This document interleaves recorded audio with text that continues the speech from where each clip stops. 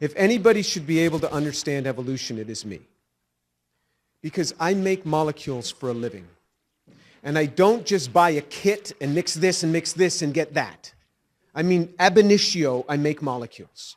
I understand how hard it is to make molecules.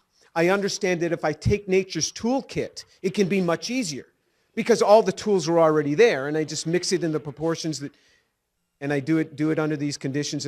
But ab initio is very, very hard. I don't understand evolution, and I will confess that to you. Is it okay for me to say that I don't understand this? Is that all right? I know that there's a lot of people out there that don't understand anything about organic synthesis, but they understand evolution. I understand a lot about making molecules. I don't understand evolution. And you would say that, wow, I must be really unusual. Let me tell you what goes on in the back rooms of science. With National Academy members, with Nobel Prize winners, I have sat with them. And when I get them alone, not in public, because it's a scary thing if you say what I just said. And I say, do you understand all of this, where all of this came from and how this happens?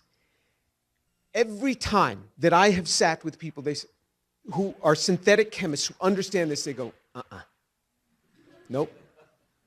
These people are just so far off on how they believe this stuff came together.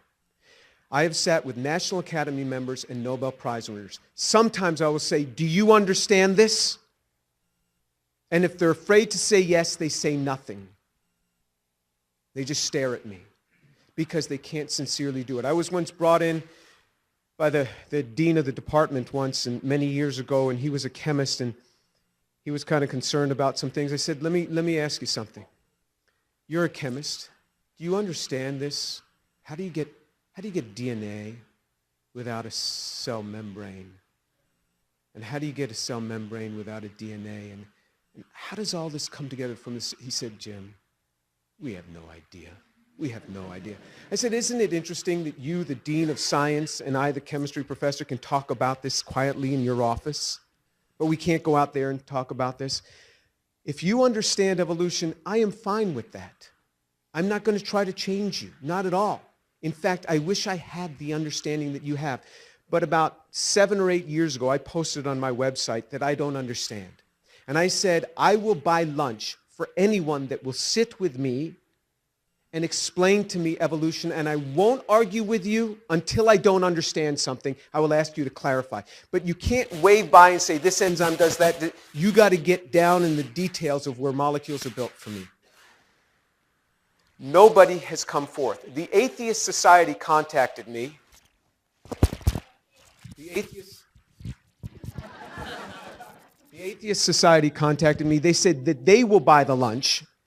And they challenged the Atheist Society, go down to Houston, have lunch with this guy, and talk to him. Nobody's come.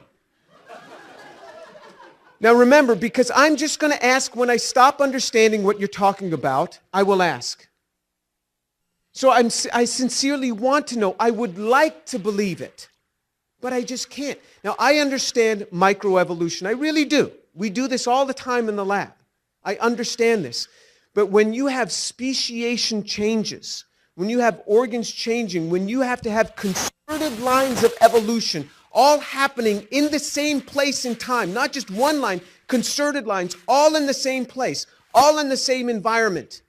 This is very hard to fathom. I was in Israel not too long ago talking with a bioengineer. And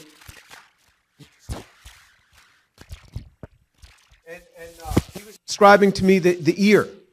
And he was studying the different changes in the modulus of the ear. And I said, how does this come about? He says, oh, Jim, we all believe in evolution, but we have no idea how it happened.